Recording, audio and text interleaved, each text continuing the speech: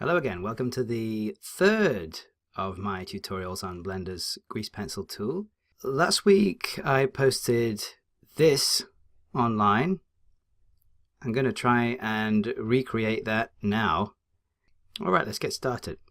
Quick recap, I've got my grease pencil set to continuous draw. It's going to draw on a surface. The surface that I am drawing on is, let me have a look here, this plane here. Perhaps I forgot to mention previously, if I press my D tool, just draw quickly on there, and whilst we're at it, let's open up the settings here. Let's change the opacity of that fill. Why do I always draw on these planes, and how do we get rid of them? Well, a simple way of getting rid of them is just to select them and then pressing H to hide. And now look, we've got this perfectly flat drawing in a specific position in 3D space. Of course, if we have plenty of these planes all stacked up around in our scene, we can soon build up layers of depth in a sort of 2.5D kind of way. Here goes.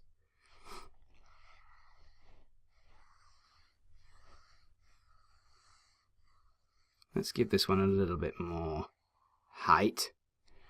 Again, I'm going to try and go for a flat bottom to this cloud today. So Control and drag out a line to there. Didn't quite match up. What are we going to do about that?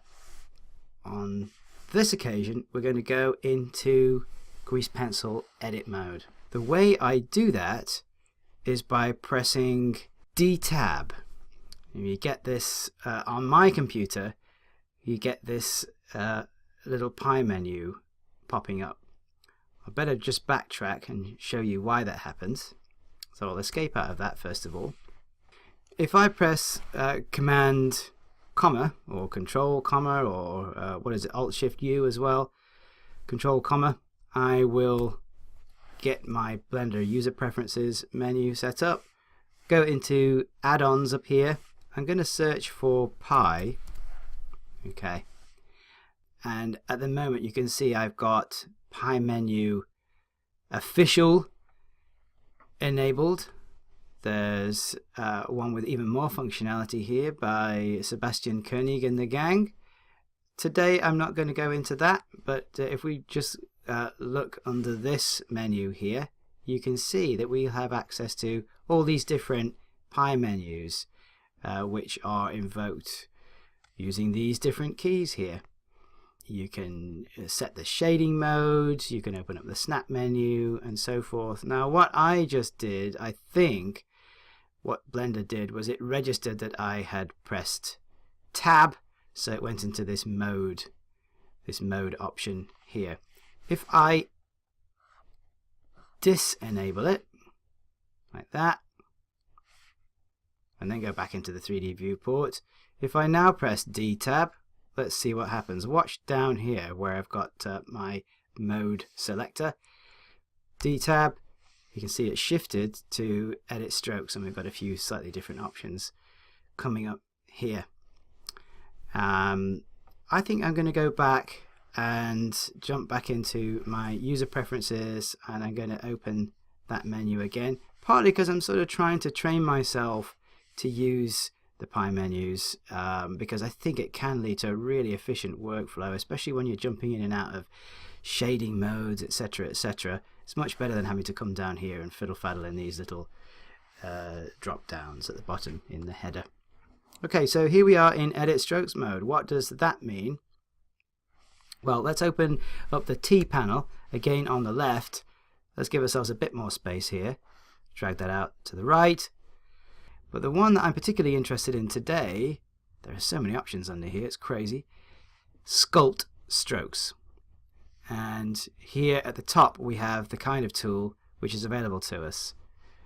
Smooth, thickness, strength, etc, etc. Let's have just a quick look at some of the functionality which is available to us in edit stroke mode with these sculpt strokes. So let's start at the top. We've got this smooth setting. What does that mean? Let's zoom right in to try and find out. And you can see that Blender has faithfully tried to record every little vibration of my hand as I was using my Wacom tablet. If I now, instead of pressing the D key, I press the E key whilst I'm in the 3D viewport and in edit stroke mode, hopefully this should work. Okay, if I hold down the E and start trying to draw, watch what happens. I think what I'll try and do actually is get that, there we are, get that radius up a little bit by pressing numpad plus. And if you can see that, but I am smoothing out some of the jitters in this stroke. Let's go check, we're still on continuous draw. Yep, okay, and then back into edit mode, grease pencil edit mode that is, and you can see probably that that line is much less bumpy, much less jittery than it was if you compare that segment of the line to that segment. Once again, press E. Let's turn this setting down to, let's just do it using the numpad. Let's turn it down to 10% there, 0.1. E, once again, to invoke the Edit Grease Pencil Strokes tool. And here we go. I'll just give it a little smoothing. That one won't need it, of course, at the bottom because that was just a straight line. Just a slight, a subtle smoothing out all over. That looks a bit neater. Not that it matters.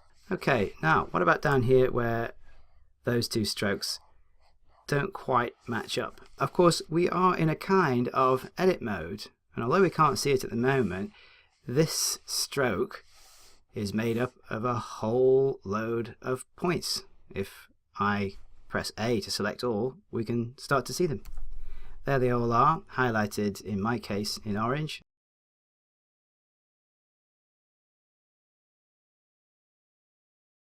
So you can see I'm having a bit of a half-hearted attempt at fixing this. What can I do about it? Well, there are a whole bunch of options available to us. One of them we've just covered, which is the smooth tool. So let's have a go at that. Let's press A to deselect all. Let's go into, instead of coming across here to my sculpt brushes in this tool menu over here, I'm going to have a crack at invoking one of those pie menus. This time the stroke edit pie menu by holding down the D key and then pressing E. There we are. Okay, here's my tools across the top. Yes, we're in the smooth tool, sculpt mode, smooth tool, strength 0.1, E to go back into edit mode. Okay. That isn't quite in line. I'm not that worried about it, but just for the purposes of demonstrating another one of the tools, D, E, let's go into push mode. Okay. E to invoke the tool, plus to increase the radius. And let's see what this does. Okay. So it kind of works like that proportional editing tool. It grabs a number of points together and tries to move them, and I can set the fall off of that, etc., etc. Let's just decrease the radius there just to straighten that little bit out.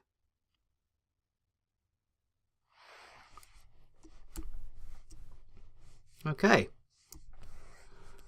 Let's see the whole thing. Okay, that's a lot better. Let's go back to our ordinary brush tool, our ordinary grease pencil tool. So I'll press D to invoke that, and let's get drawing again. You can probably see already that they're pretty wobbly lines.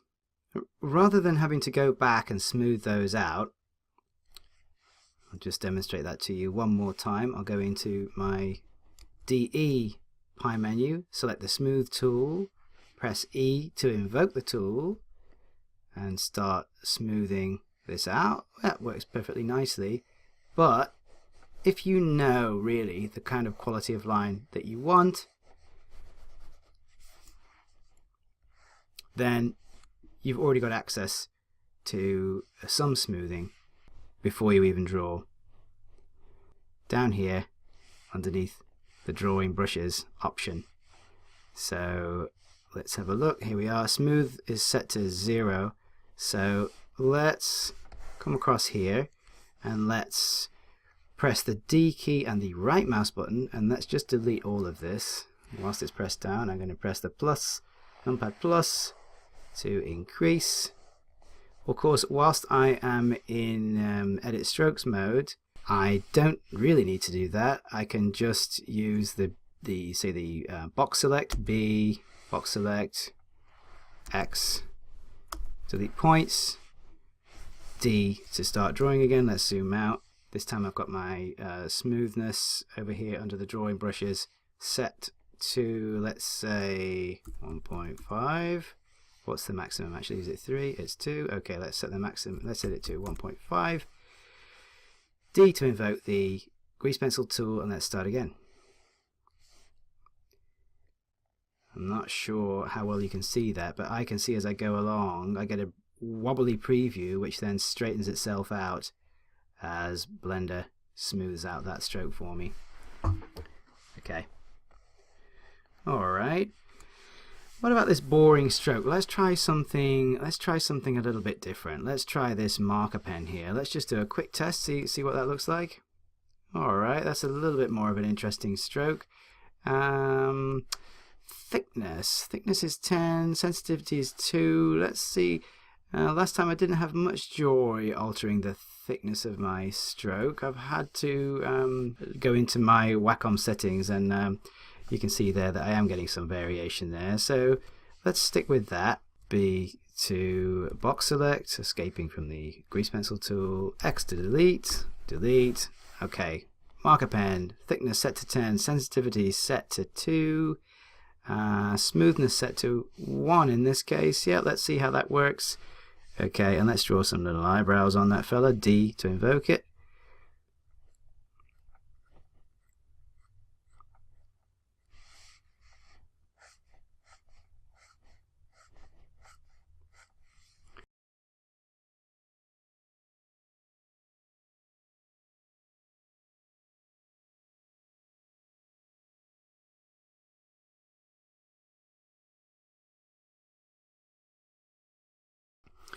Alright, so that's a start for our drawing. Now then, let's start painting this. Let's name this layer Cloud Line. And let's also lock that layer. Let's put a new layer in there. Whilst we're at it over here, let's get a new color going on. A new stroke fill combo. We're going to set the stroke to be white, and we'll leave the fill at 0. Let's scroll down a bit. It's going to be a volumetric stroke. Now this is dependent on the thickness of your pen, but as I demonstrated last time, it's a little bit unpredictable. So we'll also need to move this, to change this layer order here. So cloud white, I want to go underneath cloud line, but I'm going to move it on top of it in this layer stack here. D to start the tool, and let's see what happens first of all. Okay, not happy with that. I'm going to turn the opacity down. Can I get to it through the D W menu? Let's try the DW menu here. Let's turn the opacity way down actually. Let's turn it down to 0.1. Try again. Okay, and I'm going to turn this down to 0.05, and that does affect existing strokes. So let's build up some color. Alright, so there's the beginnings of our billowy cloud. Better save it there actually. Let's call this, I'm just going to select the last one and then press the numpad plus to iterate upwards. Let's switch that off, that's for something else which we haven't covered yet. Let's make another layer, let's call this cloud gray 01. Let's just copy the settings from this one using this little black triangle on the right, this little pop-up. Okay, we'll copy that color. I'm going to call that white 01.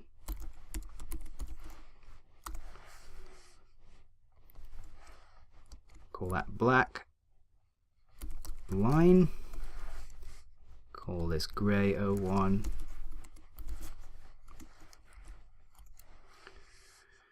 And let's go into the settings for it. Pick a color like that. I'm going to make this even more transparent, so I'm going to try and do some maths here. Let's divide that by 2, 1.025, D key to start the tool again.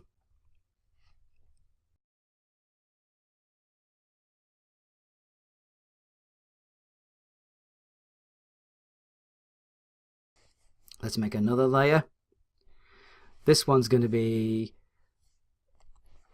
a blue color, cloud blue.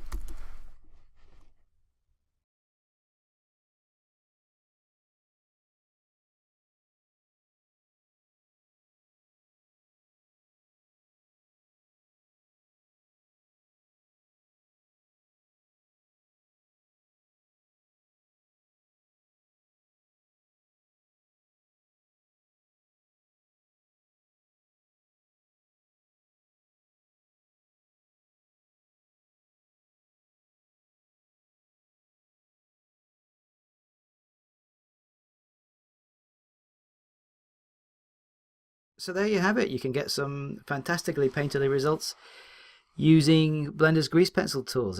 As you've seen, I've only scratched the surface here. Next time I'll be back with more details about the grease pencil edit mode. See you then.